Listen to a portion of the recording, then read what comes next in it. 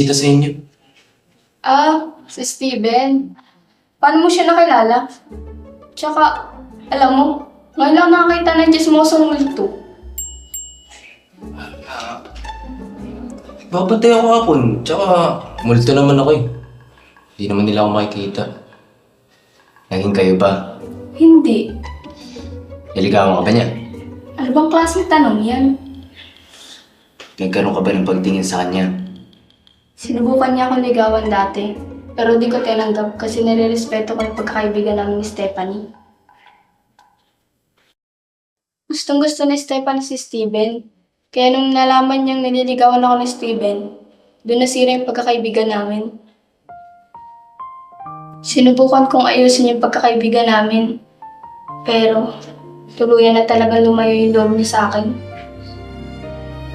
Si Steven naman, nag-aral sa Maynila. Kaya ayun, nawalan na kami ng koneksyon, tatlo.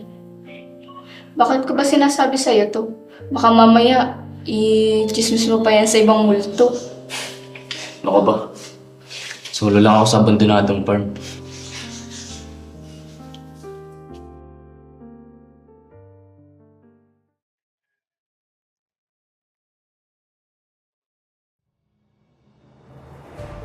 Unang bayad pa lang yan.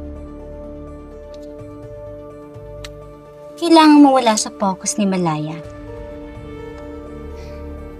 Kailangan mo siyang paibigin pagkatapos saktan mo. Hindi ko talaga ito gagawin kung hindi lang nagsakit si Mama. Bakit mo ba ginagawa to? Pinahanap pa sa akin si Malaya. Dahil ba sa nakaraan? Wala kang pakialam! Binabayaran